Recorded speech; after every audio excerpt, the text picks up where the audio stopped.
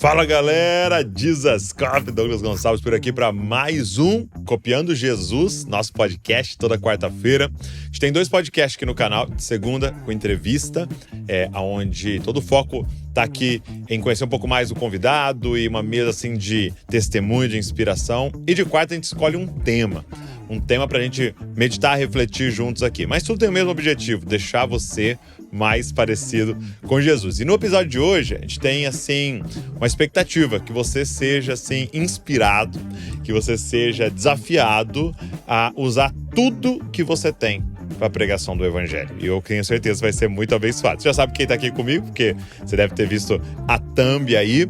E eu estou muito empolgado para ter esse papo aqui, vai ser muito legal. Uma coisa antes da gente começar. Dia 3 de agosto, Conferência Dizascope em São José dos Campos.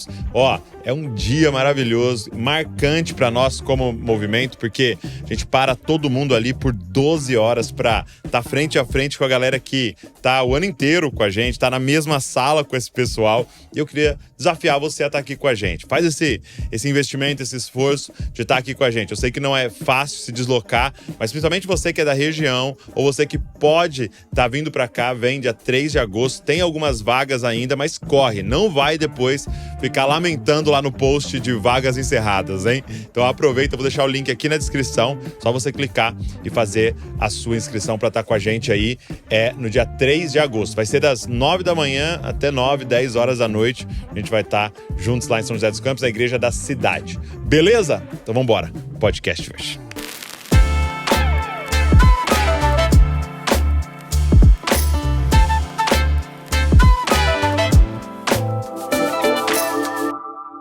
Marcos Flotelho. Como é que você tá, meu amigo? E aí, meu amigo, como é que você tá? Eu tô bem, cara. Graças a Deus. Tamo bem. Feliz você tá aqui. Parabéns, muito bom. Segunda vez já. Agora, É segunda vez. Aí tá vendo de segunda. Agora eu tô até patrocinado. Não, agora? Acabou. Acabou. É uma vez por semana. Nós temos contratos milionários. Exato. A Nike perdeu, né?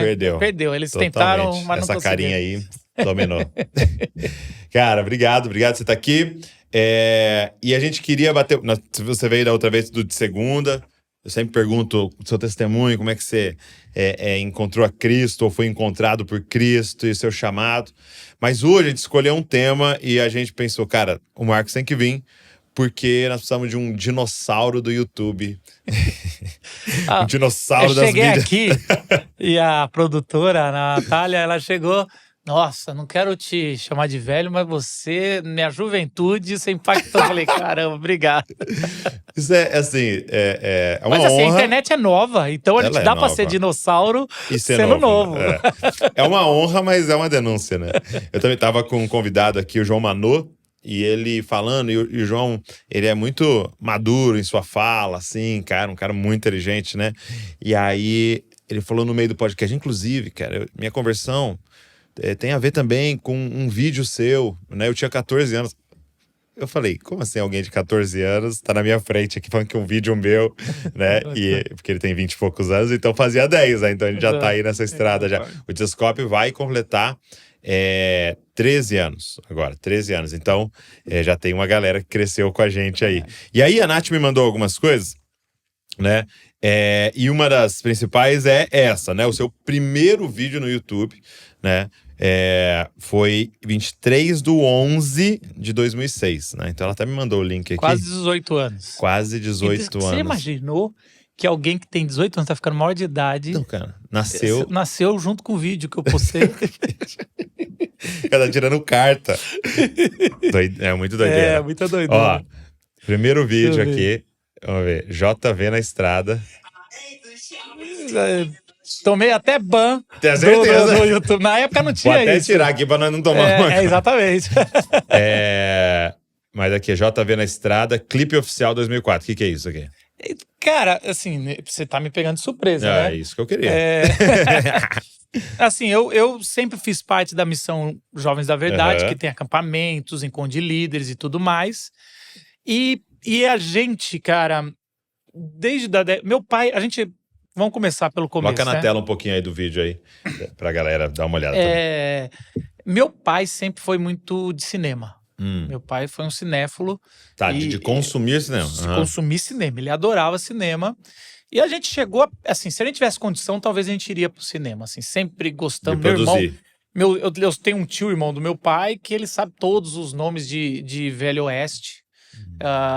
Então ele sabe, mas muito, assim, sabe o nome dos diretores, tudo, assim, chega muito nerd nessa área. Então, sempre gostamos muito de roteiro, sempre gostamos muito de produção e também de cenografia. Tudo que tem a ver com a sétima arte a gente gostava e também consumi bastante. A gente gostava bastante. E aí, eu lembro que na década de 90, o que a gente fazia? Põe 2 videocassetes em cima, a gente já gravava os acampamentos e a gente já fazia edição no dedo. Então, o que acontece? O pessoal tá brincando aqui, vai lá, grava 3 a 5 segundos. Então, a gente gravava 3 a 5 segundos, parava. E esperava mudar. Então, a gente fazia um clipe só apertando de 3 a 5 segundos e botava umas 2 ou 3, 4 músicas seguidas. Então, assim, pegava e não pensava muito em direito autoral, a gente botava as músicas do que tinha os CDs, e aí o que a gente fazia? Como é que você colocava a música? A trilha? Eu acho que era. Agora você me pegou, mas assim. Porque não, mas tinha. Você pega, como é 2 videocassetes, você passa uma fita pro outro, mas no áudio, lembra que saía 2 áudios? No áudio você tira o áudio do CD player ou do coisa, entendeu? Era isso. Agora entendi. Era isso. Talvez você nem entendeu. Mas eu acho que ali. Era o branco e o vermelho. Exatamente. E aí tem que ser do mesmo CD. Entendi. Porque não tem como trocar o CD. Você só dava o play e ia. Mas assim. Então a gente fazia isso já. Eu tô falando de 98, 97. E a gente vendia a fita no final para quem queria ter a recordação do acampamento. Aliás, eu queria ver essas fitas, ia ser legal. Seria legal, se alguém tiver aí. E quando chega mais ou menos em 2005, 2006, tanto que esse primeiro vídeo é de 2004. Ou seja, esse clipe já devia ter sido feito desse jeito. Ou eu acho que já estava melhor, estava mais avançado, mas não tinha plataforma para postar. E o YouTube, ele é de 2004. Mas assim, aqui no Brasil, para valer, é 2006. Sim. Eu lembro que eu realmente fui uma das primeiras contas. Falei, dá para hospedar? Então vou pegar algumas coisas que eu tenho legal. E JV na Estrada era uma equipe que a gente viajava o Brasil. Até a gente fala no outro podcast, eu conto como é que surgiu esse ministério. A gente viajava o Brasil, eu pregava, a gente fazia palhaço, a gente fazia recreação. Então era isso. Se envolvia com as crianças, com os adolescentes. Aí eu tinha uma conta de Gmail, e é um nome até que eu pus, que não era minha conta oficial. Eu lembro, porque o Gmail, ele oferecia era 1 giga ou era 1 mega? Não era 1 giga. Não era 1 giga, não era. Tudo isso. Gmail era de mega. Então assim, era 1 mega, 5 megas. Era assim, 5 de graça, tem gente. 5 é 1,5. E aí eu lembro que eu abri e criei minha conta e subi esse vídeo. Subi vários. E é interessante que a maioria esse não deve ter sido o primeiro vídeo.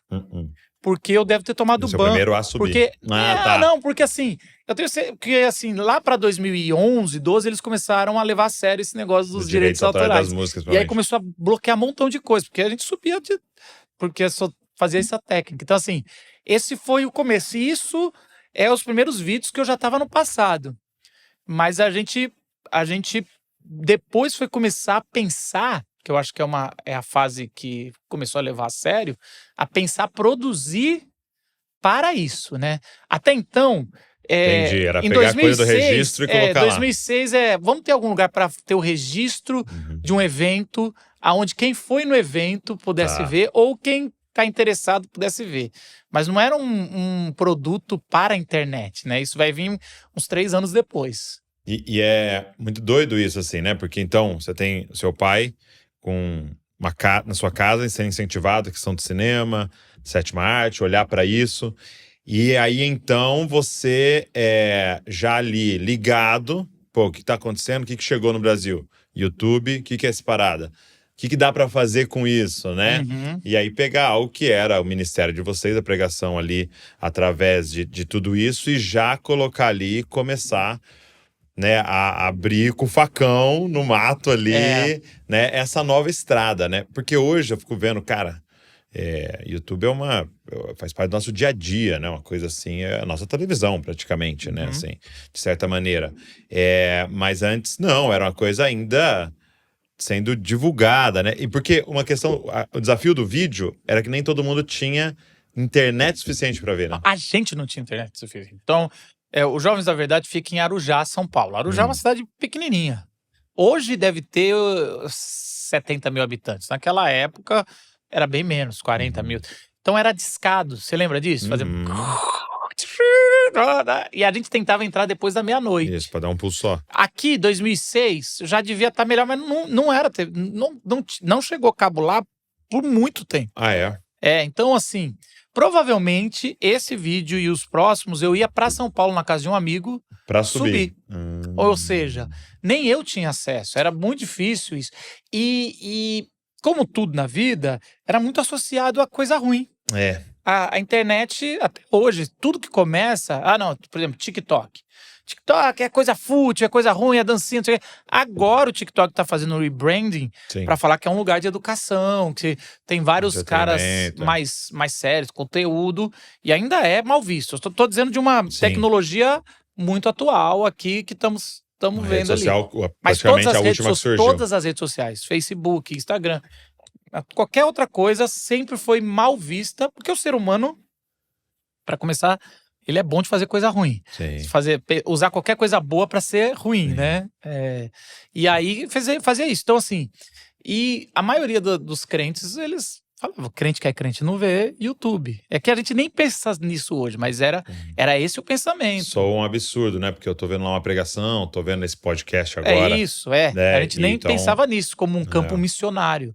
Mas é muito mais visto como um entretenimento, assim, sei lá, de coisas ou fúteis ou... até mesmo perigosas. Né? Perigosas, exatamente. Agora, como é que foi o início, então, aí quando você começou a pensar YouTube? Né? Então, você falou, colocamos aqui. Eu queria até te perguntar, assim, pra galera que tá nos ouvindo, como é que foi esse início, assim, de equipamento, o que vocês usavam, assim, pra ver? Você lembra? Cara, a gente sempre teve câmera em casa de filmar. Não. Cara, eu lembro na minha casa de sentar e ver em Super 8. Você sabe o que é Super 8? Super 8 é meio que um negócio, é aquelas rodas em preto e branco, não tem som. Eu nascendo. Sério? Eu nasci em 1979. Seu pai era um entusiasta dessa parada desde sempre. Ele gastava, e não tinha recurso, mas eu nascendo, saindo de uma cesárea, vê se pode. Ele entrou numa cesárea e filmou. Então, assim, a gente sempre... Com uma câmera desse tamanho. Uma câmera desse tamanho, que é aqueles duas rodas grandes, sabe? Igual cinema mesmo. Sim. Você bota assim...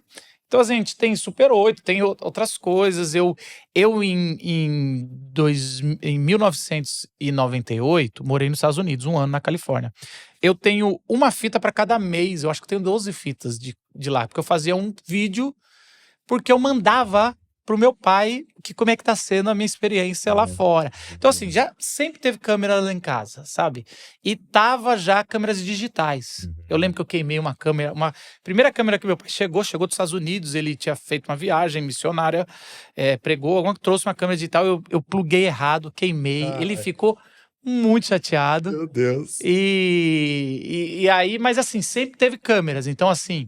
E era aquelas câmeras, então provavelmente era aquela câmera que já abria, a gente ia filmando. E quando tinha eventos no Jovens da Verdade, é que nem a conferência Dizescope. É que hoje o Dizescope tá robusto, né? Mas no começo eu imagino que é a mesma coisa. Quando tem a conferência, você consegue ter os melhores equipamentos. Você dá aluga, aí chegou, alugou. Aí tem um dia antes, vamos aproveitar que chegou já o material, vamos fazer alguma coisa, porque já tá gastando muito, já devolve, entendeu? Era mais ou menos isso. Quando tinha o evento, vinha um material de pessoas voluntárias trazendo. Então a gente produzia. Eu produzi documentário. Por exemplo, em 2007, foi o meu primeiro... Documentário, eu tô dando um nome bonito, tá? Entendi. A gente tinha o que chamava de Nossa Música Brasileira. O que era? Era a Nossa Música Brasileira, era um evento que tinha no Jovens da Verdade, que valorizava a música brasileira feita por cristãos. Já era um negócio de vir muita música estrangeira e a gente valorizava a música feita por brasileiros. Rebanhão, Vencedores por Cristo, o próprio Jovens da Verdade. E aí, o que eu fazia? Eu pegava os primeiros LPs do Jovens da Verdade, primeiro foi em 71, o segundo foi em 73. E eu fazia um videozinho de 4 minutos sobre aquele LP. Então, eu entrevistava quem participou. E aí eu chamava... Tinha um professor lá do seminário que era sociólogo. Ele explicava qual era o contexto da época. Eu lembro que era A Viagem, um dos primeiros. Se alguém procurar no YouTube, vai achar esse mini documentário. Tem gente falando, tem pastores falando, o que aconteceu. Drogas Matam era o primeiro. Era uma caricatura do Jimi Hendrix. Isso, estou falando de 71. Gritando. Era um negócio muito louco. E aí, eu comecei a falar, cara, que legal. E as pessoas gostavam. Assim, a gente só para passar, punha no YouTube, começou a ter mais visualização no YouTube, que é essa a grande mágica da internet, do que no evento. O evento tinha 80 pessoas, eu punha, tinha 200.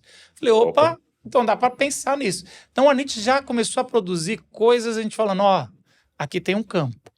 Aqui tem um campo, aqui dá para fazer. Mas tudo... Aí essa foi a primeira vez que eu fiz voz off, que era o vídeo, e eu ficava narrando com uma musiquinha. E aí quando o cara ia dar uma entrevista, geralmente em algum lugar ele falava... Daí cortava e eu continuava falando. Narração. E assim, fotinho da capa do LP rodando. Tem aí, se você for olhar, Drogas Matam, se o pessoal depois quiser assistir. Drogas Matam, Jovens da Verdade. Sei lá, digita alguma coisa assim. Vamos colocar agora aqui. Vamos ver. Agora. Vê se tem. Aí, vamos ver. Drogas Matam. Tomara que eu não tomei ban, porque... Peraí, Drogas Matam, Então esse é o clipe oficial, né? Aí deve ser deles. Não, isso não é. Vamos ver. É YouTube isso? É esse aí. Esse aqui. Esse aqui? É. Põe aí. Tá do seu mesmo. É. E olha que louco. Há 16 anos e tem 33 mil visualizações, né? Interessante, né? Ó. Aí. Ó, apresenta. Ó a minha vozinha, ó. Quer ver? Vamos ver. O que popularizou o primeiro LP gravado pelos Jovens da Verdade? Jovens da Verdade começou com um grupo de jovens em 1968, após 2 singles. É isso, cara. Então, assim, você imagina, olha que ousado. Eu hoje, você me trazendo aqui pra gente conversar, eu agora tô reparando, foi muita ousadia fazer um negócio desse. É isso que eu queria te perguntar. Mas eu não tinha noção nenhuma, cara. Exato. Mas eu queria te perguntar assim, pra galera que tá nos ouvindo. O que você acha que te deu essa ousadia? Porque assim, eu tenho a impressão que há um modus operandi na nossa mente de tipo assim, não é muito difícil, eu não consigo, é como, entendeu? Então, sei lá, igual a gente pensar hoje assim, vamos ver um filme? Qual a primeira frase que vem na sua cabeça? Não dá, não consigo, caro, é muito caro, muito difícil. É pra nós, como, tal, entendeu? Vamos fazer um negócio pra pôr no Netflix. Vamos fazer um negócio pra pôr na Prime. Qual a primeira coisa que vem na sua cabeça? Cara, imagina, você parece Netflix, vai um dia aceitar uma coisa minha. O que você acha que... Sua casa, seus pais, o que você acha que talvez te deu a ilusão boa de que dá pra fazer as coisas? Eu acho assim, primeiro é o meio. Medo? Meio é bom, é isso que você falou. Eu tenho certeza que a culpa positiva disso, a boa culpa é do meu pai. Sim. E dos Jovens da Verdade, que era uma teologia muito sem culpa, sem cuidado, não entra nesse... Os Jovens da Verdade é uma missão, missionários. Então eu sou filho de pastor, mas eu falo que eu sou filho de missionário. É boa. Porque meu pai, diferente. Ele é pastor, mas ele não era pastor de igreja local e não tem nada de... É muito bom, hoje eu sou pastor de igreja local sim. Meu filho é filho de pastor. São duas pessoas diferentes. Mas assim, quando é missão, e assim, a cada, 2 meses vinha um montão de gente para aquele lugar, que era o acampamento, eu morava no acampamento, e a nossa missão é assim, vamos encontrar um jeito de falar com todo mundo que tá chegando. Eu cresci com essa mentalidade, para que no último dia, no culto da fogueira, falar de Jesus e eles entendam a mensagem. Então assim, tudo era uma estratégia de comunicação, tá? Então assim, eu fui doutrinado para fazer missões. Eu acho que isso é muito importante. Se a nossa teologia é para ir para o céu, a gente tá só querendo se livrar de tudo que é nesse mundo, ou se isola, se protege, cria uma doma e assim, volta logo Jesus, ou então, se eu morrer, que eu acorde lá com você e viva a vida eterna. Essa é uma mentalidade meio que de bolha de uma teologia muito fechada na cultura cristã. Porque ela é engraçado, né? Porque a gente pensa, qual a sua visão escatológica? E parece que é tipo assim, um assunto secundário ou até mais paralelo, né? Então, não, eu creio que a gente vai ser arrebatado, vai embora e tal. Só que quando esse escapismo vai afetar a nossa cosmovisão no geral, né? De tudo. Porque estamos com um problema aqui em Bragança, tá muito problema em Bragança. Vamos ver pra mudar de cidade? Então, porque assim, você já tá pensando em, né, tem um problema nessa igreja aqui, vamos ver pra mudar de igreja. Então você vê que é uma mentalidade de escapismo no geral, né? Por isso que a gente tá tendo um êxodo de pessoas mudando de país, né? Não é tipo, cara, vamos tentar resolver um problema lá, né? Não. É tipo, tá com muito problema aqui, vamos achar um lugar mais confortável, né? E aí, a gente pensar, não, a gente tem uma missão, Jesus nos salvou e ele falou, vai, prega o evangelho, batiza as pessoas. Tem esse id nosso, que eu cresci com isso. Eu cresci que toda pessoa convertida em Jesus Cristo é um missionário. Tá. E a gente tem que fazer isso. Tanto que, um pouco antes eu fiz teologia urbana. Olha só, fiz uma pós-graduação em teologia, ninguém estudava isso. E hoje, talvez, até esses dias a gente estava reformulando um curso no seminário, não vamos botar esse nome, pode parecer, sei lá, algo muito diferente, progressista. Falei, vamos falar teologia da cidade. Você vê como é que é. Bonito. Fica mais bonito. Depois o Tim Keller escrever. Exato. E a gente botou esse nome, teologia da cidade. Da cidade centrada. A cidade centrada, tudo isso. Igreja centrada. Mas assim, naquela época, eu acho que eu fiz minha pós-graduação em 2005, 2006, pensando cidade já. Ou seja, de novo, eu escolhi o meu curso de pós-graduação em teologia pensando qual é a melhor estratégia. Então, estava se falando assim, dentro de poucos anos, todo mundo vai estar nas grandes cidades, não vão estar mais... Eu era do interior. Então, aí, eu já pensei, então, como é que eu vou falar de Jesus nessa metrópole? E depois, todos os meus ministérios foi para a metrópole. Dali para frente, de 2005 para frente, foi para a metrópole. Então, era inevitável a gente entrar na rede social. Uma outra coisa que eu acho que estava na minha mente E só uma coisa antes de você falar, a gente às vezes não enxerga isso porque ele é muito inteligente, pensado, mas a gente não enxerga isso como profético, né? De você olhar e falar, peraí, eu acabei de ler uma pesquisa, né, que está dizendo que nós vamos ter um êxodo dos interiores para ir para metrópoles e tal. E aí a gente se mover pensando daqui a 10 anos, porque não dá pra ir. Porque se daqui a 10 anos a gente começar a fazer o curso, a gente já tá atrasado, né? A gente vai ter que fazer antes, sem ninguém tá vendo, né? É meio que a construção da Arca de Noé ali, todo mundo falando, tirando sarro, né? O que você tá fazendo? Isso aí não dá dinheiro, né? Não, bom que você falar isso, e é um pouco disso. Por exemplo, a gente tem uma visão errada dos profetas do Antigo Testamento. A maioria de nós, eu também tinha, que era o seguinte, profecia é aquele negócio que assim, o cara vai e fala uma coisa que Deus vai fazer no futuro. Depois que a gente vai estudar os profetas, e isso eu fiz bastante para escrever o meu livro de interpretação bíblica e tudo mais, a gente vai entender que 80%, 70% do profeta é uma pesquisa de campo. Ou é uma análise do que está acontecendo. Tá. Ou seja, o profeta, ele faz uma análise do que está acontecendo em Israel. Tá. E aí ele fala, à luz da aliança que a gente teve, que é o fundante da nossa fé, se vocês continuarem isso vai acontecer, ou isso já vai acontecer inevitável. Isaías, no caso de Isaías, não tem nem como evitar mais. Já vai acontecer. Só tô avisando. Só tô avisando, E aí Deus fala, Isaías, eu vou te chamar para uma missão que você vai falar e eles não vão escutar. Você vai mostrar, eles não vão ver. E aí Jesus vai usar isso para se referir às parábolas. Mas é assim, já passou o ponto de retorno. É só agora que Deus vai ser glorificado e a misericórdia no juízo. Ou seja, então o profeta, ele é, em um aspas bem grande, um sociólogo. Ele analisa o que está acontecendo e fala, à luz da nossa aliança, da aliança de Deus, da fé, cara, isso vai acontecer. Então, a gente quando entende isso, a gente estaria, numa mão, é o que o Bart fala, né? Numa mão você tem a Bíblia, na outra mão você tem o jornal. Ou aqui você está pesquisando o que está acontecendo. É o horário e vigiar, né? O que são os trends? Para onde estamos caminhando? O que isso vai gerar? O que vai gerar numa geração que só consome 10 segundos de vídeo um atrás do outro? Então isso são coisas para a gente pensar o ministério. Porque quando vem a necessidade, o ministério já tem que estar caminhando. Sim. E eu acho que era um pouco disso.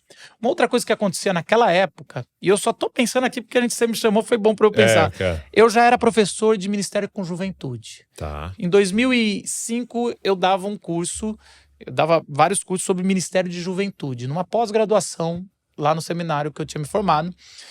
2006, então a gente tinha chamado exatamente Ministério com Juventude. Aí eu ia no seminário em São Paulo e também lá em Arujá a gente dava esse curso e vinha gente demais. E eu lembro que eu tinha que falar tudo de jovens. E eu tinha uma matéria que era internet. Ou seja, eu comecei a estudar a internet e eu chamava um cara que hoje trabalha comigo chamado Gustavo da Hora, que é formado em comunicação. E ele falava os perigos e o que eram os trends. Eu lembro de um vídeo que, se procurar na internet deve ter, mas muito antigo, que era sobre...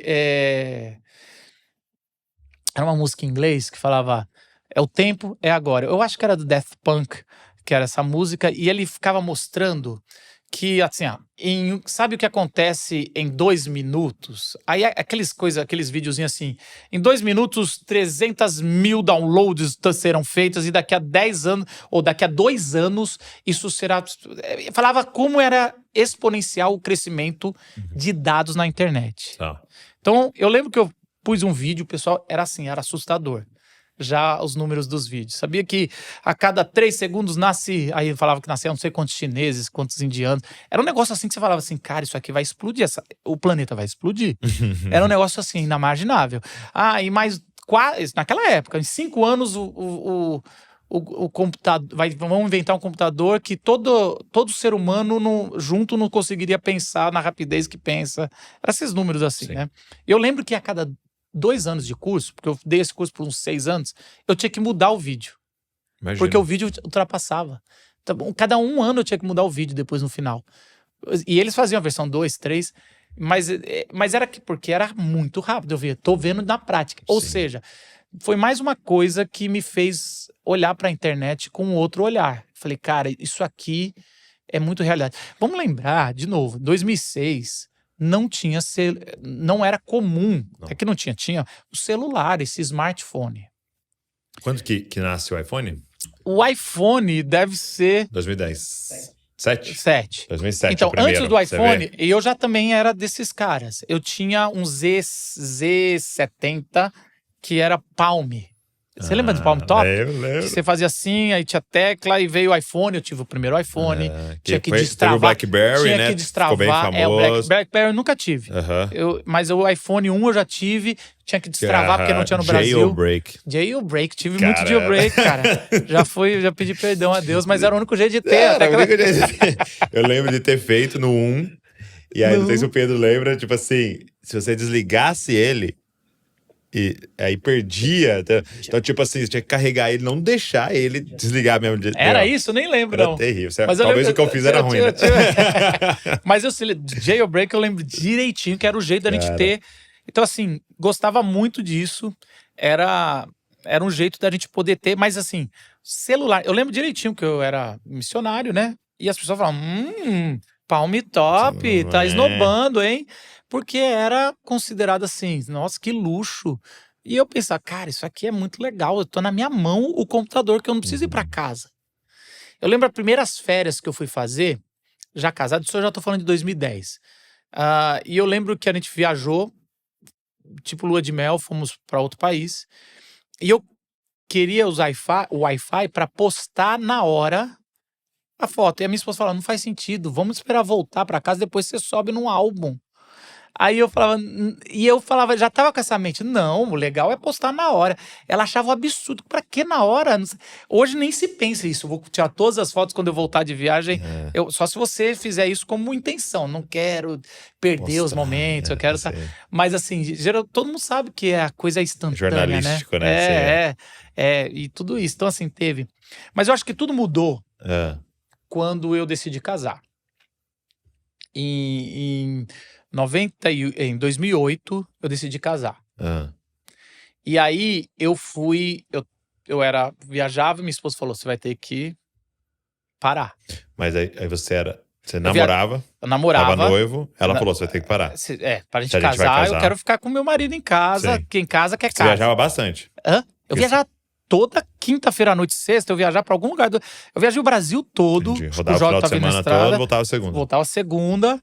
Segunda, geralmente eu dava aulas no seminário, terça e quarta, coisa assim. E aí, já na quinta eu já tava indo pra viajar. E no final tava viajando pra fora também. A gente já tava viajando em igrejas nos Estados Unidos.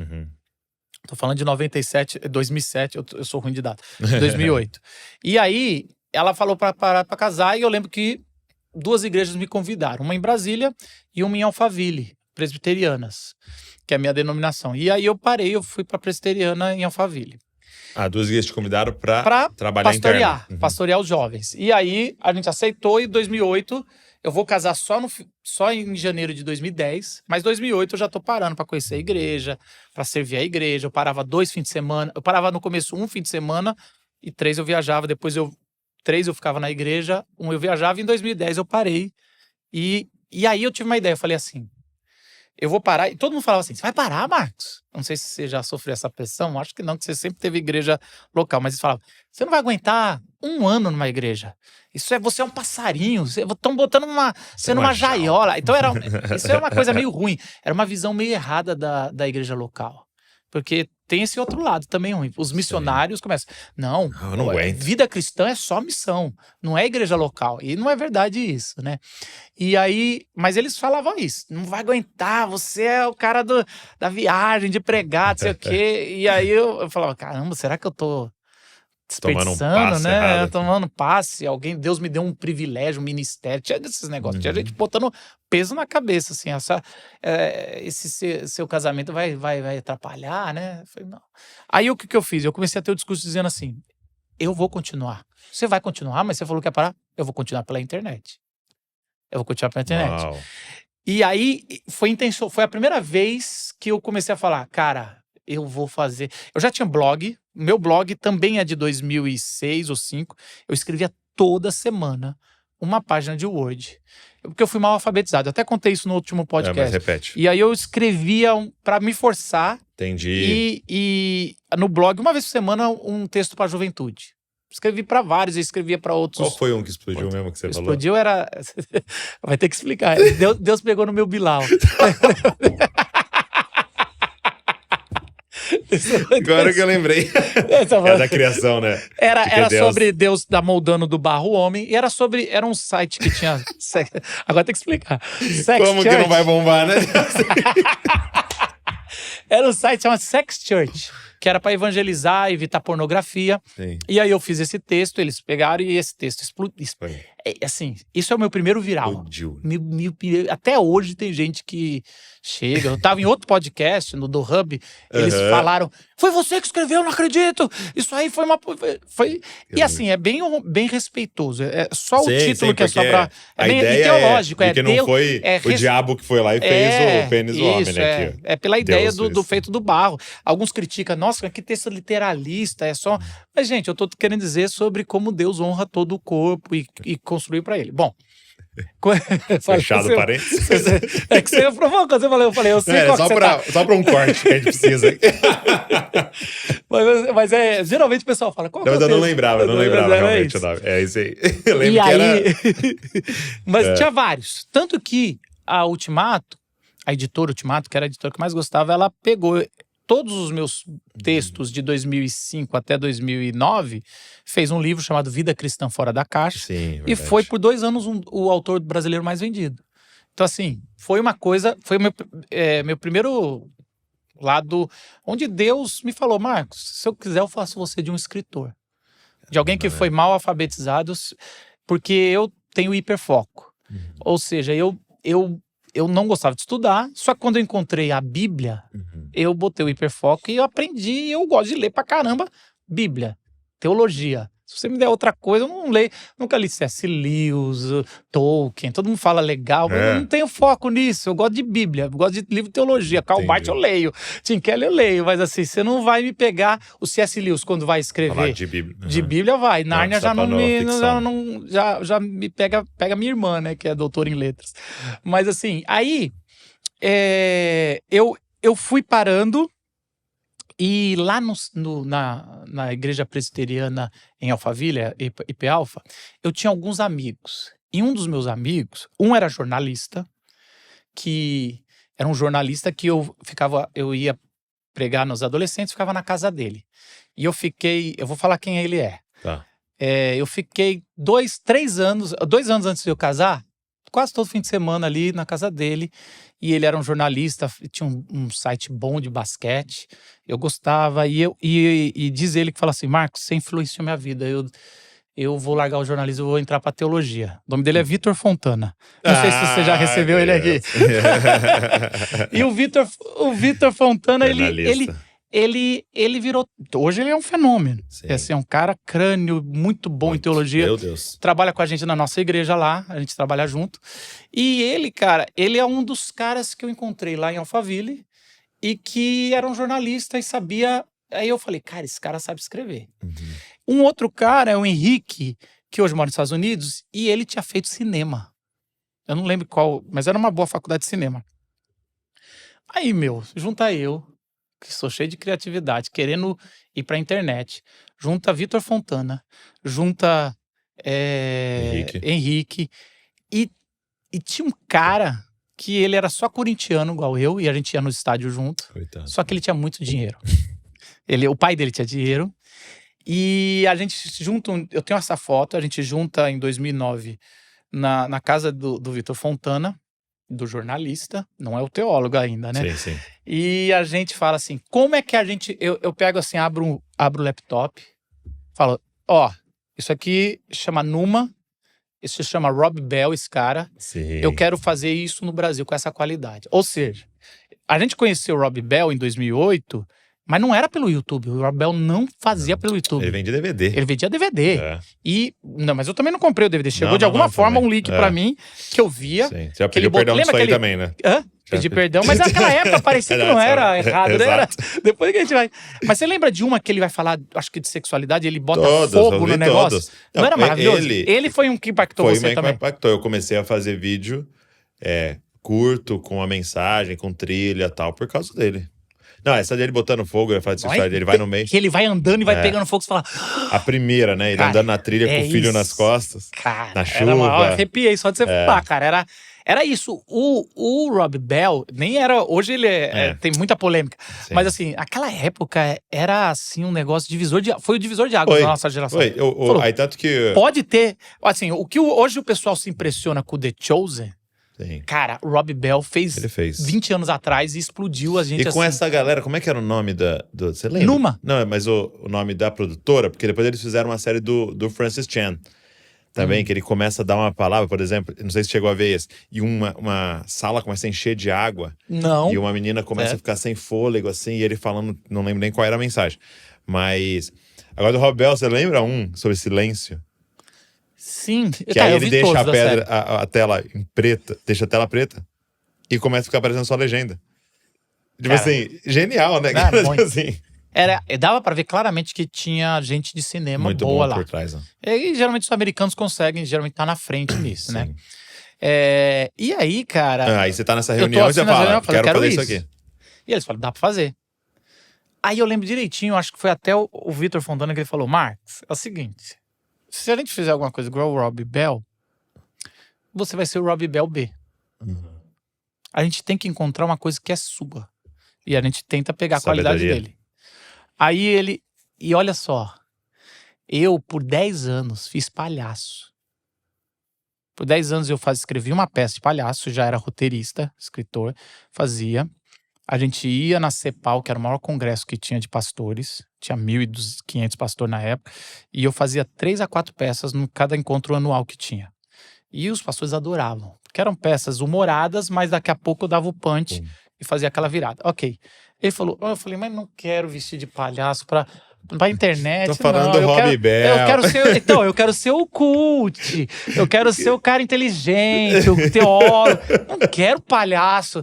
Aí ficou mais ou menos, a gente começou... Mas Marcos, esse é quem você é. É mais ou menos isso.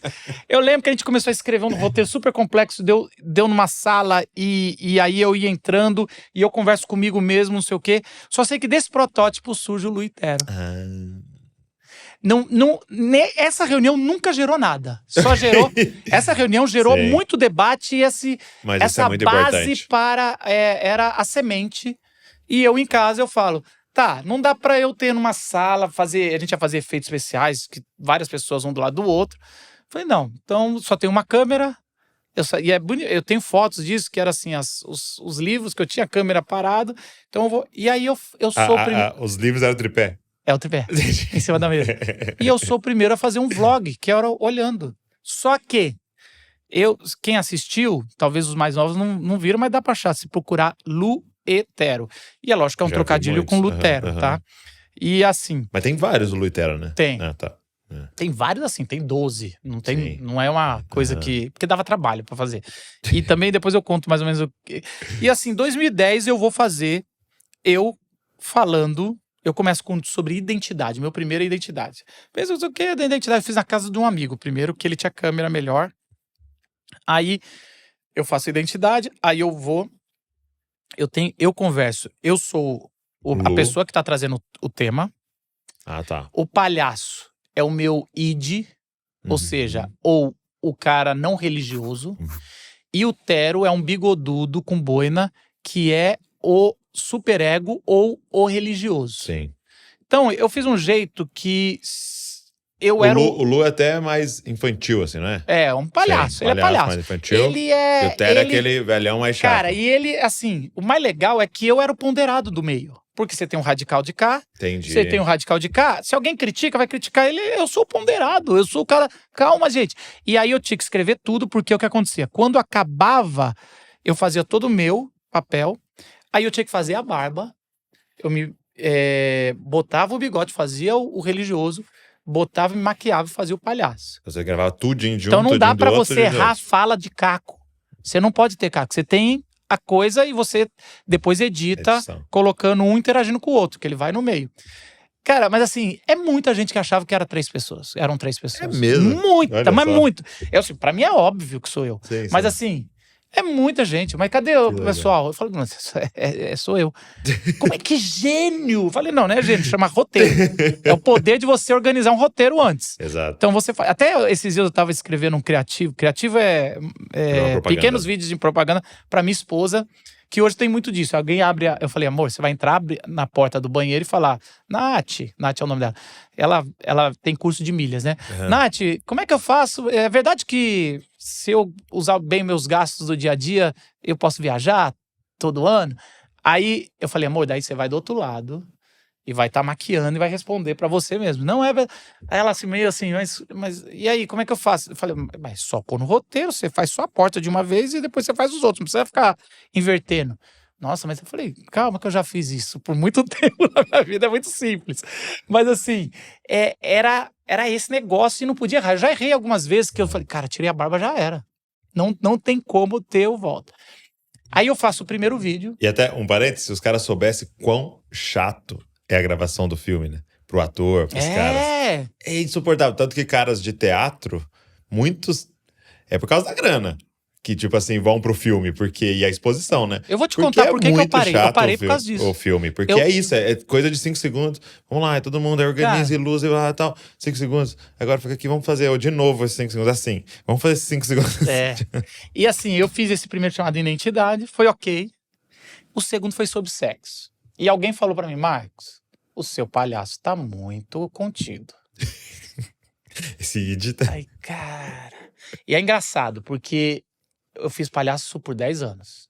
Eu sou eu pela vida inteira. Sim. O Tero é um cara que eu pus um bigodinho, uma boina e falei, vou inventar esse personagem. O Tero é a secundária, ele vira o principal. É muito legal, cara. Então, assim, são coisas que revelam muito o cristianismo no Brasil, os evangélicos. Porque, assim, o segundo episódio era sobre sexo. Eu pego o palhaço e fico assim. Eu falo assim, oi, gente, eu não lembro agora, tem que ver, mas hoje nosso tema é sexo. Aliás, bota aí, mas eu acho que para o pessoal aí, só esse começo aí, como é que era? Peraí. Então, esse põe sexo. Luetero. Infelizmente vai sujar o seu algoritmo. Tá põe sexo, Luetero, tá? Vai ficar mais claro. É esse primeiro aqui. Deve ser tudo. É Luetero. Põe. Só pra ver se comer. Hoje nós vamos falar de algo que tem maravilhado a humanidade. Um grande tabu da religião. O mundo encantado dos adolescentes. E o paraíso perdido da terceira idade. Deixa eu tirar minha dentadura. Ó. Hoje nós vamos falar de sexo. Vai falar de sexo! Sexo! Aí é o. Então, aí. E aí, cara, aí tem a vinheta. Só que eu pego e estouro, falo sexo, sexo, sexo, o palhaço. Uhum. Aí ele fica doido, que eu ficava assim, também vou me soltar. Tipo exercício de teatro. Eu falava, orgasmo. E assim, tudo que era um tabu do nós, eu faço. E esse vídeo explode. Sim. Deixa eu te falar, em 2010 esse vídeo tem... Não é esse, porque o canal já parou, né? Era um outro canal que não era o do meu. Fechou? Eu abri um outro canal, fechou. Mas assim, ele vai pra 90 mil visualizações em 2010. Nossa, em uma semana. Isso é 1 milhão de hoje. Dois Mais, ou três. mais. E assim, cara... Em uma semana? Foi assim, muito rápido. Meu Deus. E explodiu. Tanto que hoje todo mundo geralmente fala... E aí, por um lado, foi muito legal. Eu falei, o que eu fiz? Assim... Porque agora o negócio, assim, sinceramente, não tinha isso. Tanto que não tinha nem assinar o canal. Não se assinava canal. Ou seja, tanto que eu nunca pedi para alguém assinar o canal, porque não tinha assinatura de canal. Se já tivesse, eu teria um canal. Por isso que eu falei, eu continuei com o meu antigo e fechei esse do Luitero, porque esse do Luitero, ele estava muito nichado na época. Eu tomei essa decisão, estou falando já em 2014, eu já tomei a decisão de travar esse, e eu puxo esses vídeos pro meu, para quem quer, como valor histórico. Arquivo. E aí, cara, mas explode, e aí eu vou fazendo várias outras coisas, assim, de temas mais difíceis de ser falado. Eu não lembro agora, mas tem vários. Só que começa a ser um peso pra mim. Por quê? Eu não sei, eu acho que eu tenho muita ansiedade, e parecia que eu tinha uma obrigação de tinha que ser relevante, super impactante. E é assim, sabe aquele negócio do primeiro sucesso? Esse tem que ser um melhor que o outro, né? E você depois... E nada superou esse? Cara, tem... Tá algum assim, sentido de repercussão, assim? Não. Nada Chegou perto, mas esse é o que explode. Esse é o que vai. E aí, cara, e assim, eu começo a receber gente do Brasil todo, do mundo todo, falando. Assim, era um negócio assim... Era muito interessante. Eu acho que eu não aguentei o peso do boom. Sim. De ter isso. E assim, eu tô falando aqui, já olhando mais experiente. Por que eu parei? Por que eu procrastinava de fazer? Então era pra ser feito um por mês. Falei, vai ser um por mês. Aí também tinha um negócio de que eu gostava de barba. Você pensou se você tivesse que fazer uma vez pra arrancar sua barba? Nossa. Quanto assim? Mas pô, Marcos, é fútil. Barba se tira pra amizade. Mas, cara, é o que a gente é. A barba roupa, é a nossa identidade. É a minha harmonização facial. Ainda mais quando não se tem queixo, né? Aí... Que é muito do meu caso, eu acho. Minha filha não que lembro, fala. mas... Minha filha viu uma vez uma foto e falou, pai, você não tem queixo. Eu falei, pois é, por isso que o papai usa barba. E assim, cara, e por um bom tempo eu era igual você também, já tinha uma barba maior zona, né? Agora eu fiquei mais coxinha. Mas assim, cara, mas foi uma experiência. Aí eu falava de discipulado, falei sobre todos os temas, depois dá pra olhar ali, tem. Hoje é mais simplinhas, né? A gente vai vendo, mas aquela época era... Hoje mesmo eu entrei aqui, a Natália falou, o Luitero mexeu muito comigo, né? Então, hoje tem uma juventude, pensa, 2010. Quem tinha 12, 13 anos, a gente já tá 14 anos na frente. Essa pessoa tem 27, 28, Sim. já tá com filhos, assim. Então, assim, é uma coisa que E na época, quando dá esse boom desse primeiro... Você também veio, vamos usar uma linguagem de hoje, né? Veio os haters, veio a galera também assim, caindo, matando Por quê? Que era uma quebra de tabu na questão da religiosidade, principalmente, né? Você veio muita coisa assim, de crítica? Olha só, veio diferente. Não tinha assim muito comentários, assim, não era qual hoje. Então as pessoas mandavam e-mails. Então é mais difícil. Porque pra comentar tem que ter conta no YouTube, né? E era mais difícil. Era um outro universo. Mas o que aconteceu? Eu era... Chegava e-mail pra você. Eu era recém-ordenado pastor presbiteriano. E eu recebi uma denúncia de uma carta dizendo: vocês não percebem que esse cara é revolucionário? Ele tem um canal chamado Luitero. Ele tá querendo, sei lá. Eu falei, gente, mas não é reformado o Luitero? Não é? Tem que ser cal e vino? Tinha que ser cal e vino, então, pra você gostar? Eu não sei, eu não entendo. Assim, eu tomei alguma... Ficou uma ideia no ar aí, cal e vino. Mas você sabe que teve depois. Teve? O Twitter era muito forte, né? Então você tinha o fake do Tero, que eu não sabia quem era, a gente conversava, era maravilhoso, melhor que eu com as sacadas. Aí começou a ter os subprodutos que vai surgindo. Aí era um movimento, né? O movimento. Então, assim, era algo bacana. E assim, depois eu fiz... Mas aí como é que os pastores, o presbitério e tal, tranquilo, pra eles era de boa? Cara, sempre... Eles... É que tipo Zagallo, tem que me engolir. A gente tá... Porque assim... Cara, mas tinha uns que não gostavam. Não, sempre tem. Cara, e aí fica uma dica, assim, de... Cara, eu acho assim, você falou lá no começo, assim, sobre o que tem no DNA pra se fazer romper. Eu penso que, no meu caso, eu nunca quis ser... Então, eu não fazia as coisas pra ser grandiosas. Eu fazia as coisas pra fazer no que eu acreditava. Então, hoje o cara quer fazer um canal do YouTube e já ter 10 mil seguidores. Cara, faz o negócio direitinho, faz do que você acredita e faz. Então, assim, é lógico. Eu acho que tem alguns elementos do passado que ajudava. Primeiro, não dava pra ganhar dinheiro nenhum. Não dava pra ganhar. Cara, não tinha monetização, não que triste isso. Caraca. Então, na hora que monetiza, eu não tô viralizando mais. Então a pergunta é, quem faria sem ter nada? As visualizações eram baixas. Você tá falando de uma época que nem todo mundo tinha internet e o pessoal não tava com o celular na mão. Era chegar em casa e ver no computador uma galera que tanto tinha, que muitos faziam download e passava na igreja os vídeos do Luitero. Então assim, também não tinha essa exposição. Você tá falando de um vídeo que estourou, mas de um monte que tem aquele visualizações básicas. Então, assim, era um teste de motivação realmente, né? Porque ia ali pra fazer quem tava muito interessado em pregar e a usar aquela mídia ali, né? Aí hoje já contaminou, né? Porque tem muita gente que fala assim, não, isso aqui dá certo. Produtor por trás, né? Vamos fazer assim é o segredo.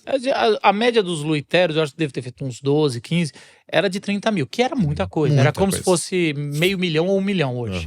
E aí um estourou muito mais. E aí era, assim, eu tô falando de impacto, né? Hoje você fala, hoje a gente pode postar um vídeo, dá 50 mil e hoje os meus rios no Instagram dão 150 mil, 200 mil. Não quer dizer, na realidade que eu tô, ou que você tá, talvez não quer dizer muita coisa. Sim. Mas mas eu lembro que era muito maior do que o que é hoje a gente impactando e eu fiquei assustado. E tinha preguiça de tirar a barba, tinha pressão.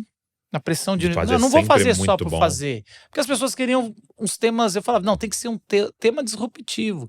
Eu tenho que botar o nu pra fazer a cabeça do cara que não é religioso. Eu tenho que pôr o Tero sempre reclamando que isso aqui não é assunto pra se falar, ou eu não gosto. Aí é muito interessante que a gente vai falar de namoro depois. Namoro, e o Tero é da corte. O Lu é da pegação. E eu falo, gente, a gente tem que ser o quê? Então, assim, você tem outros temas. Era uma terapia também ao mesmo tempo. É uma terapia. O pessoal falava, nossa, eu tô falando com quem? Com o Lu, com o Tero ou com o Marco? Eu falei, meu amigo, tá todo mundo aqui.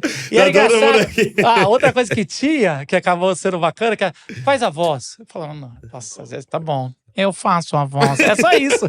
Que era a voz do Tero. Eles pediam pra eu fazer a voz. Entendi. Grava pra mim, não sei o quê. Daí gravava. Era legal. Muito bom. Agora, uma coisa interessante, eu não sei se você... depois... Eu acredito que hoje sim, porque eu vejo você produzindo muito. É que um dos segredos do YouTube é constância. E da mídia social, né? É constância. Então, eu também... Porque a gente começou, influenciado pelo Rob Bell. Meu pai tinha programa na televisão, então tinha equipamento lá e tinha um editor, muito amigo, Vagnão, né? Sempre tá ali nos primórdios, né? E aí eu cheguei pro Vagnão e falei, tô com essa ideia de Zascope, vamos fazer um vídeo? Vamos. Aí fomos pro estúdio, fundo preto, então tinha tudo na mão ali pra fazer, né? Só que era isso. Aí começou a sair cada 1 mês, cada 2 meses saía um, porque você queria fazer o melhor. Até que eu entendi, falei, cara, a parada tem muito mais a ver com constância do que com uma qualidade extrema, né? E aí que eu comprei uma GoPro, né? Uma GoProzinha assim, colocava na janela, usando a luz da janela, então tinha que ser sempre de dia pra gravar. E quando eu demorar pra gravar o vídeo, o sol ia se pondo, aí não dava pra usar, porque ficou metade do vídeo escuro, metade claro. Mas um compromisso, vou fazer toda semana. Vou fazer toda semana, entendeu? E mesmo que seja um tema que eu sei que não é o tema mais relevante do mundo, mas eu vou colocar essa semente aqui sobre esse assunto. E aí começamos a fazer toda semana e até hoje, assim. Isso deve fazer uns Quando é que você 9 começou? anos por aí. Eu comecei em 2011. 11. Dezembro de 2011. Olha, o Luitero era uma exceção, que era muito difícil, não era uma coisa que dava pra ser. Mas assim, eu acho que esse é o maior segredo. Se eu fosse falar pra você, pra quem quer, é constância, cara. Constância. A minha esposa, meus amigos falam, Marcos, poucas pessoas eu conheço que são Exato, cara. Porque eu tenho também, eu sou neurodivergente porque eu tenho hiperfoco. Então, quando eu bitolo, eu vou até o fim e eu já tenho constância e uma meta. Eu quero chegar nesse ponto, eu quero fazer isso. E aí eu vou até, geralmente a gente faz. Então, assim, é importante. Teve uma época que explodiu o podcast de mesa, né? Sim. Na pandemia, um pouco Na antes pandemia. até. E eu sempre falava assim, cara, e aí você também deve acontecer, a gente recebe muito convite pra ir. Sim. Podcast, tem uma hora que você não dá. Dá Então eu fiz uma regra pra mim, agora o pessoal vai saber. Eita. Que eu recusei. Eu falei, eu só aceito o convite quem tem mais de 10, quem tem mais de 20 episódios. Tá. Por quê? Um montão de gente começava um podcast, aí no terceiro quer levar eu ou quer levar você pra dar. Mas eu falei, cara, você não mostrou que Você vai sobreviver. Você vai sobreviver. Porque quando você chega no 10º podcast, isso serve pra você que começou um podcast aí na tua casa, queria impactar, fazer as pessoas mais parecidas com Jesus. E eu sei pra você, mano, assim, acaba a novidade, mano. Tu tá aqui toda segunda, toda quarta, acaba a novidade. Não é sustento porque você já consegue se sustentar de outras formas. Sim. Então, assim, já quando passa tudo isso, não é sustento, não é novidade, né? É a missão. E aí é outra coisa, cara. É difícil, tá chovendo, o convidado não veio. Sim. Agora eu tenho que fazer um outro tema, não saiu a pauta direito. O palestrante, o convidado falou uma besteira falou que escreveu um texto polêmico em 2007. Bilal, não sei das e aí quantas. vai. Vou ter que corrigir. Cara, é isso. A vida de um podcast, do youtuber, ela é muito menos glamour do que... Porque a gente só aposta o glamour. Ela é essa constância e só fica quem tá persistente na missão. E uma coisa que... Uma vez eu vi o cara até, na verdade, era de marketing, tá? Você tava nem falando nada de igreja. Ele falando assim pros caras, né? Não tem a ver com o número de visualizações, né? Por quê? Ele falou assim, você pode ter uma visualização. Ele tava dando um exemplo dos Estados Unidos, né? Você pode ter uma visualização. Se foi a Oprah que assistiu, entendeu? Aquilo ali vai explodir, entendeu? Então, porque o lance todo tem muito mais a ver com a qualidade de quem está assistindo, ou melhor até, do que vão fazer com aquilo que estão assistindo, do que o número. Porque que adianta? Tipo assim, você pegar qualquer piada lá no YouTube, tem 10 milhões de visualizações daquela bota piada. Um bebê, um gatinho, isso, você tem vai ter milhões. O Baby Shark tem bilhões, beleza. Mas aquilo ali foi entretenimento, então parou. Agora, o que nós estamos fazendo tem muito a ver com gerar movimento. Então, cara, a gente olha lá, e hoje no YouTube, né, um vídeo com 10 mil seria pouco, mas se 10 mil pessoas falam assim, cara, eu vou interpretar a Bíblia corretamente. Cara, que é isso? 10 mil pessoas. Hoje o estádio do Bragantino, quando veio o Flamengo aí, né, aqui no Bragantino, ele tava lotado, entupido assim, aí o cara anunciou, hoje público, 12 mil, entendeu? Cara, 12 mil. 12 mil. E tem um vídeo lá de 30 mil e você tá assim, poxa, deu certo. Cara, é muita coisa. E aí é isso, porque se a gente colocar hoje um vídeo, interpretação bíblica, ele vai dar menos visualizações do que... E não quer dizer que a gente não vai usar as técnicas. Não, exato. Vamos usar tudo que tiver disponível. Uma headline, né, aquele título o melhor que possível, chama... né?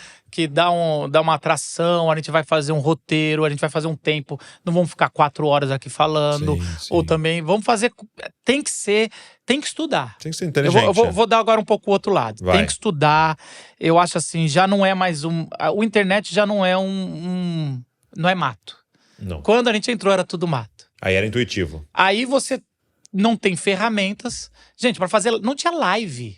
Você já pensou nisso? Não tinha live Não quando existia live. demorou 10 anos pra E começar quando a ter surgiu, live. você tinha que ter um tanto de inscrito pra poder fazer, né? Assim, Isso, tinha uma parada tinha lá, que ter né? 1000, até hoje eu acho que é. Agora é 1000, Você né? tem que ter 1000, mas eu nem sei quanto era. Mas o que assim, não tinha live. Então assim, não adianta falar, quando você começou a concorrência era menor. Era, mas não tinha nenhuma ferramenta que a gente tem hoje. Esse negócio de curtir, essas métricas, não tinha como seguir o canal. Ou seja, um Luitério que viralizasse, eu tenho que fazer um outro pra alcançar e viralizar de novo. Ou seja, era um leão a cada semana. Porque não era avisado todo mundo que Não tava... tem isso, não tinha isso. Então, assim, porém, hoje tem muito mais ferramenta, hoje tem um montão de coisas, assim, de graça. Eu acho isso incrível, né? Isso é. Isso é incrível. É que, assim, dizem que quando é de graça, o produto é você. E é verdade. Mas, assim, hoje a gente tem no nosso celular, dá pra fazer uma live hoje, dá pra fazer em qualquer ou no YouTube, ou no Instagram. Produzir um vídeo incrível com o celular. Incrível, a edição aqui é muito melhor. Então, assim, sem contar com o IA. Nem tô falando disso, tô falando só disso que nós estamos. Então, assim, tem que estudar, se você quer... Acho que 2 coisas. Primeiro, pensar no nicho. Uhum. Quero evangelizar o mundo. Mano, o mundo, para começar. Se você fala português, você quer evangelizar pouquíssima Algumas parte do nações, mundo. É assim, você tem Brasil, Portugal, Portugal Angola, e ali, aqueles Moçambique. países que foram colonizados ali por Portugal. Aí se você quer, tá bom, mas quero jovens. Então, estude os jovens. Pra você falar, né? Eu costumava ter no meu curso de juventude, que me inspirou muito, contava um caso assim sobre um missionário que ia transcultural. Ele chegava assim, eu fazia um case, né, para os alunos. Eu falava assim, você pregou nesse domingo sobre missões e no outro dia uma ovelha sua pegou e chegou, marcou no gabinete do Douglas. Douglas, quero conversar com você. Foi lá conversar e falar, cara, você pregando ontem sobre missões, eu tinha um chamado, vou para um país árabe aí, muçulmano, e eu vou pregar o evangelho. Então, eu quero a bênção, eu tô vendendo tudo e daqui a 2 semanas eu vou. E aí eu falava assim, tá, o que vocês falariam para ele? Ele é a sua ovelha, ele é jovem, e o que vocês fariam? Aí eu ia pra lousa, e aí eles iam fazendo, falaria, não é assim não. Você já estudou teologia? Não estudei. Então, teologia. O que mais? Você já... Também, Deus falou com você? Deus falou comigo. Tá bom, ok, acredito. Outras pessoas da tua família confirmaram? Tá bom. Sua liderança. Você imagina o que deve ter visto. Era uma pegadinha isso. Tá. Aí, de uma hora, eu falava, você sabe a língua que eles falam? Não sei a língua que eles falam. Aí, vamos lá, aprender árabe. Você sabe a comida deles? Eu falei, não sei. Botava o nome chamava João. Então, aprender a comida deles, a cultura, os costumes. Você sabe a religião deles? Para você não falar uma coisa que você vai ser morto? Entender a religião deles. Aí, ou seja, era todo um preparo para o missionário transcultural. Aí, no final, eu falava o seguinte, ok, é essa lista, então? Se o João fizesse... No final, dava uma lista tão grande que o João ia gastar ele ia com 75 anos. Uns 4 anos para se preparar, no mínimo. No mínimo. Tem sustento? Tem sustento. Aí eu falava, por que vocês têm esse critério pro João que vai para um país árabe, mas não tem esse critério para ministério com juventude? Porque eu faço juventude. O que comem? O que os jovens comem? Por que você come para evangelizar um árabe, mas não come o que os jovens comem para poder ganhar voz neles? Muito bom. Por que você não fala a língua deles? A língua deles é profana, mas a outra não? Aí eu fui fazendo tudo. Por que você não prepara? Por que você não pergunta para sua esposa se é esse o ministério mesmo que quer fazer? Por que você não levanta sustento para a juventude ou fica reclamando? Levanta antes de fazer. Como o meu curso era de ministério com juventude, eu estou trazendo isso. Agora eu vou trazer essa lição que eu fazia para a internet. A internet é a mesma coisa, gente. Se a gente levar a sério missões como algo transgeracional ou transnet, não sei como é que seria, como algo cibernético, que você está indo da matéria para algo... Porque hoje é como se fosse uma nação, né? A internet. É quase isso. Como se fosse um país. Então, pensando na mesma coisa do João, por que não estudou o algoritmo? Quer fazer um negócio bem feito, um ministério? Porque assim, Dizascope, eu tenho certeza, como outros ministérios que eu conheço, Cara, a gente tem que entender o que está acontecendo. A gente tem que entender, por exemplo, eu ensino Bíblia. O YouTube não deixa eu fazer vídeo comercial segurando a Bíblia, porque tem as regras dele. Então, eu entendo as coisas que eu estou fazendo para fazer. E aí eu uso a Bíblia do Dizescope, porque ele nem pensa que é Bíblia. Olha aí. Aí, ó, tá vendo? Leãozão. Tá muito colorido para ser Bíblia. Aí vai, e assim, o que eu quero mostrar é: estuda a internet, estuda a comunicação. Eu tô falando de coisas mais robustas, como o Ministério de Vida. Uma pergunta, você acha que Paulo estudaria isso hoje? Paulo estudou demais. Uma carta na época de Paulo custava o preço de um carro importado hoje. Tá brincando? Sim, porque você tinha o pergaminho que era caro, você tinha que pagar alguém que ia levar, você tinha que pagar o soldado romano que ia acompanhar, porque essa pessoa precisa ter escolta, você precisa de autorizações que eram caras, você precisava pagar o transporte, a hospedagem, porque eram dias, e voltava, né? Ele tem que ir, tem que voltar. Então você ajuntava outras encomendas para poder fazer, por isso que no final da carta de Romanos, Paulo começa a falar, quero febre, não sei o quê, quero agradecer, não sei o quê, tô mandando. Você tinha todo um transporte que você tinha que ver se as pessoas iam. Então, custava caro. Por isso que na prisão, Paulo começa a falar, eu preciso de recurso. Senão eu não consigo mandar, eu não tenho como trabalhar e eu não tenho dinheiro. Então, o valor de uma carta feita por estudiosos na época de porque assim, o correio na época era só militar romano. Okay. E eram cartas do tamanho de Filemon. Ou seja, era um rolinho que o cara abria. Paulo inova, não tem nada igual no primeiro século, que é uma carta de Romanos, que é muitos capítulos, assim, você tem ali. Então, assim, Paulo inova muito o tamanho, então você nem tem métricas para ver com as outras cartas. Você tem mais ou menos 16 mil cartas da época de Paulo. Todas elas não passam de 100 palavras. As de Paulo vai para 2.000. Essa é um negócio, assim, diferente. Por que eu quero dizer isso? Paulo investiu muito, então era de 100 mil a 150 mil reais para mandar uma carta. Ou seja, não é assim que Paulo pegou e escreveu. Paulo investiu ali não era um e-mail. No ministério online. Porque você tem que lembrar que as cartas paulinas é um ministério online. Ele não está, a mensagem está indo para alguém que está muito longe e ele tem que fazer. A mídia era uma só, o pergaminho. Então, assim, ele investiu. A gente tem. E em qual cidade, né? Qual onde cidade? Ir, qual e aí, fazer, qual porque cidade as cartas são ad hoc, que a gente chama, que é situacionais. Ou seja, ele tem que entender o que não vai ferir as pessoas de Corinto, para poder escrever, poder confrontar, mas poder passar pela censura. Ou quando João vai escrever Apocalipse, ele tem que pegar figuras do Antigo Testamento, e é que nem as músicas do Chico Buarque na época da censura, sem mérito das músicas em si, mas como ele vai botar figuradamente para passar pela censura e a mensagem chegar do outro lado. É a mesma coisa de João com o Apocalipse. A gente vê isso. Por que tem essa linguagem de dragões, de bestas e tudo? João, ele tá uma isolado, mensagem codificado, porque tem que passar pela censura. Testamento vai... Ou seja, ele está investindo muito dinheiro e se parar na censura, acabou tudo. Então, assim, o que eu quero dizer é o seguinte: incrível. Paulo, ele fez um ministério online da época dele, investiu muito e estudou muito. Não só Paulo, mas os outros apóstolos que escreveram cartas. E inovou. Ele escreve num tamanho que não era possível. E isso vai mudar a história. Então, a gente tem, na nossa Bíblia, a gente tem metade do Novo Testamento é curso online. Ou vlog, ou coisa assim, ou podcast. Então, não sei, hoje a gente tem isso. Então, assim, a gente tem que entender isso. Muito bom. Então, é algo que eu acho que a gente precisa olhar com mais carinho e fazer com mais propriedade. O mosaico bíblico, você trouxe, né? Tá de presente para mim aqui. É uma introdução à hermenêutica e ao modo de pensar dos autores bíblicos, né? Fala um pouco, o que você aborda nesse livro aqui?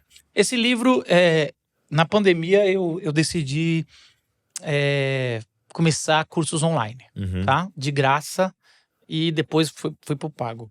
E como tudo na pandemia, explode, né?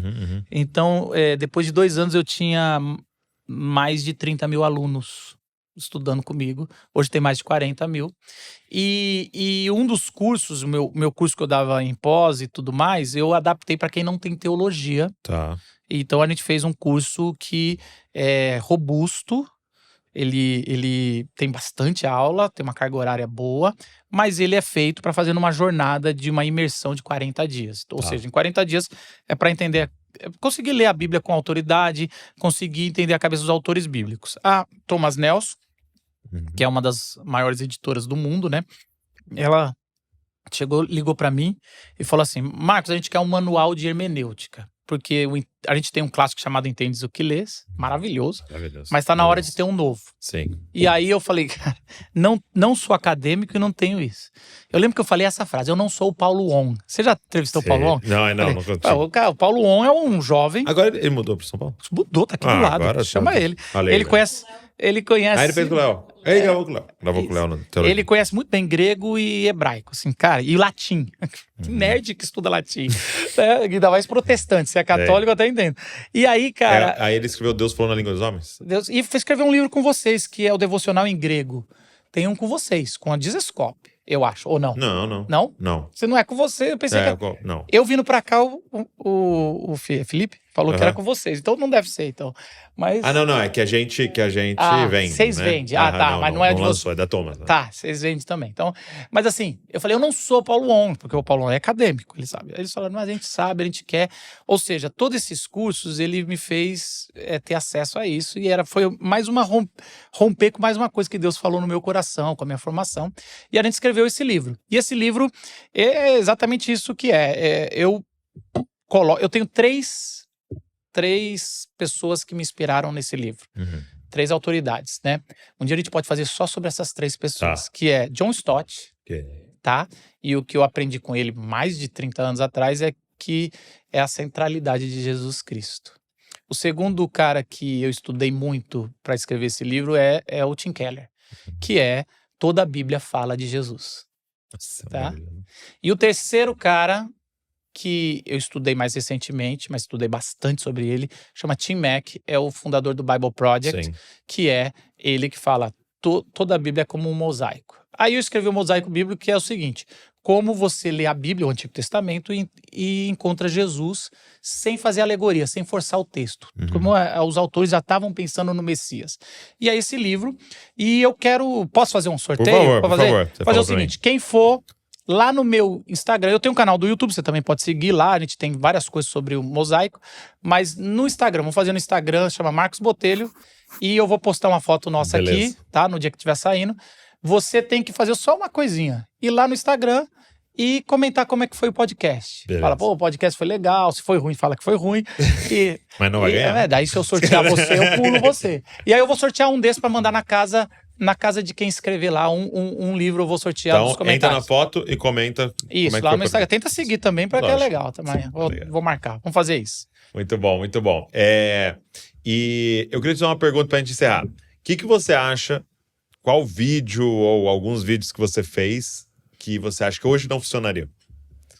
Você tem ideia, assim, de algo que mudou? O que mudou? Muito vídeo eu fiz, cara. Eu, assim, por exemplo... Hoje eu não faço nada que tenha política. Tá. Eu já fiz. Já fiz bastante. Em 2014 caiu o avião do... um dos candidatos, né? De um dos candidatos lá de Recife, Eduardo Campos. E começam os jornais de fora do país. Um era da França, o principal da França. Eles me ligam para eu falar sobre... Porque a vice do Eduardo Campos era a Marina Silva. E era a primeira vez que poderia ter uma pessoa evangélica assumindo, porque ela estava na liderança, depois ela cai. E aí as pessoas começaram a perguntar para mim sobre política. Eu acho que eles olharam no YouTube e falaram, o único cristão que está aqui é esse, era pouca gente. Isso era... E aí começou a me entrevistar, e aí eu falei, cara, isso aqui é um tema legal para te conversar, vamos conversar. E era tranquilo falar. Era, né? Era assim... Era tranquilo, nem o PT era tão odiado, E tinha o PSDB, era isso, cara. A gente era quase bipartidário, né? Você tinha esses negócios e tinha o centro ali, mas era pouco. As pessoas não sabiam nada de legislativo. A pessoa só sabia de seleção brasileira. Exato. A gente, até acho que é o Cortella que fala que hoje se sabe os 12 do Supremo Tribunal e não se sabe quem joga na seleção brasileira. Então mudou a coisa depois da TV Senado, TV Judiciária, mudou muito. E moral da história, assim, uns 4 anos atrás, eu fiz uma limpa no meu... Eu tirei os vídeos. Alguns pediram. O Vitor Fontana pediu para tirar alguns vídeos também, que eu fazia muito com ele. Falou, tira esse, só pra gente... Eu falei, tá bom, eu tiro. Tira assim, eu botava no privado. Sim. Porque assim, dava um ruído que não é a mesma... Não era nem o mesmo jeito de falar. Esse assunto era muito mais tranquilo. Eu não tive, talvez, algum cuidado. Pensar, algum disso aqui pode virar uma bomba. Então, assim, teve política, eu não falo. Eu nunca falei de denominação, porque eu cresci no internacional, então, para mim, tudo é missão, é irmão. Tem a ver com unidade, não tem a ver. Então, assim, eu nunca entrei em divisão de batismo por aspersão, imersão, infantil, não sei o quê, ou ceia, ou línguas. Essa nunca foi a minha pauta, eu acho assim. Mas eu acho que cada vez mais difícil ter um diálogo saudável sobre isso, né? Mas então assim, tem alguns temas Alguns temas, então. Por exemplo, hoje eu não falo nem muito de teologia sistemática, porque eu mergulhei tanto na Bíblia que a maioria das perguntas que eu recebo na internet é tudo sobre sistemática, especulação bíblica. Como é que vai ser? Quando a gente morre, a gente vai pro céu direto, a gente dorme e fala. A Bíblia não fala sobre isso. Eu não sei, se quiser, a gente pode especular. Mas não me interessa. Se você tem texto que vai falar, hoje estará comigo no paraíso. E o outro vai falar, não sei o que, vai dormir. Fala, a Bíblia, em muitas coisas, ela tem a teologia bíblica, ou seja, um autor está falando uma coisa, outro está falando a mesma coisa e é paradoxal, e a Bíblia lida muito bem com os paradoxos. Jesus é 100% homem, 100% Deus, e tá tudo bem para os autores bíblicos. Pra gente que não tá. A gente tá querendo entender o que é isso aqui. Então, assim, eu já não entro... Pra mim, eu fiquei muito focado, e foi uma coisa que fez na pandemia. Eu mudei o meu branding. Agora, meio sem querer e meio por querer. Eu era muito conhecido como o cara criativo na internet, até 2020. Então, era muito criativo, tinha muita coisa da Glocal, que a Glocal é uma evangelização urbana, foi fruto de uma construção em teatros de São Paulo. Tinha o Rock no Vale, que a gente começou, então foi um movimento de muito buzz. Mano, Rock no Vale é outra coisa que é um fenômeno de explodir coisa, de qualquer coisa que eu postava, as pessoas falavam, Rock no Vale, parecia o Rock in Rio, assim, lógico, no nosso tamanho, mas assim... Deve ser o que é a conferência, cara. Sim. É muita gente, e não era menos gente, mais barulho. Tinha parecia que era um negócio muito maior do que era. Falei, porque, tanto que eu falava, vocês que fazem barulho, por que vocês não vêm, pagam o ingresso para poder justificar todo esse barulho? E aí, quando veio a pandemia, eu falei, cara, eu vou reconstruir como minha visualização e meu foco como interpretação bíblica. Aí eu olhei a internet. De novo, estratégia. Eu tinha um propósito, quero ensinar as pessoas a entenderem a Bíblia. Pô, é um propósito bom. Bom, não é evangelizar mais. Apesar que eu acredito que quando entende a Bíblia, você acaba tendo... A pessoa entende o evangelho. Não era... Mas era equipar a igreja, né? Era equipar a igreja. E tinha mais a ver com o meu momento de vida hoje. E aí eu olhei pra teologia. Teologia, mano, você tem você tem Bibo, você tem os caras muito legal. Eu falei, não preciso ir lá e... Poderia, mas não preciso. Exegese, que é o outro lado, que é mais técnico. Tem o Paulo On, você tem os caras... E eu não tenho capacidade, eu já sei minha limitação. Falei, então, cara, como eu dou aula desde 2005 de hermenêutica e interpretação bíblica, eu vou reconstruir nisso. Então eu comecei live com autoridade, você acaba pegando a autoridade empresta. Então, isso é uma dica para quem quer começar um ministério. Pega a área, entrevista quem é bom. Não cria quem é concorrente. Achando, entrevista quem é bom, chama. E você empresta um pouco de autoridade, vai começando a conversar com o assunto, construindo audiência. E aí, eu peguei e comecei a falar do que eu entendia, comecei a colocar da onde eu tive as referências e a gente construiu. E eu acredito que o meu Instagram foi isso, que ele foi refeito em cima dessa temática. E hoje eu vejo que os vídeos, é o que eu falei para você, hoje tem vídeos com muito alcance no Instagram. O YouTube eu uso mais para dar aulas de graça ali. E a gente construiu esse novo ministério sobre interpretação bíblica. E geralmente eu aceito convites de podcast para interpretação bíblica. Entendi. Mas o Dizascope me convida para o que quiser, né, Douglas? Entendi. Você sabe que aqui a gente... Poxa, cara, que demais. Obrigado. E obrigado não somente por podcast, mas assim, pela constância, né? Por ter aberto o caminho. Eu acho que quando a gente chegou com o Dizascope em 2011 ali, começamos, tal, já tinha essa galera que abriu o caminho mesmo, que veio ali. A gente já nem sofreu tanto, porque uma galera veio antes da gente e foi muito bom. E também, eu sou um admirador da forma com que você consegue traduzir isso para hoje, né? Você é um cara que é muito mais inteligente até do que você está, né, se achando aqui, né? Mas assim, você não tem nenhuma preocupação em falar difícil, em mostrar com palavras que você leu isso e leu aquilo. Então assim, essa seu amor em fazer a mensagem chegar e ser entendível para todo mundo, assim, inteligível para todo mundo é maravilhoso. Isso me inspira muito. Obrigado, mano. Obrigado. Deus te abençoe, sua casa e você que tá aqui com a gente. E parabéns, mano. Deixa eu também... Posso elogiar também? Não, mas é. Parabéns, cara. Porque assim, eu fico pensando assim... E às vezes assim, aquele negócio assim de... Quando vem alguém falar pra mim... Marcos, você precisa voltar. Você fica falando... E aí lógico, tem aquela vozinha que chega assim... preciso voltar. Internet precisa dessas coisas. E eu vejo assim, cara, o Dizascope é um desse e outros amigos, eu falo, cara, graças a Deus. Eu tô falando sério. Eu vi o primeiro movimento vindo e a gente, no começo, eu vi o Dizascope é uma potência, né? E eu falei, opa, vamos dar uma olhada, cara, porque isso aí pode... Porque as heresias, as besteiras, é muito mais rápido. É mais rápido.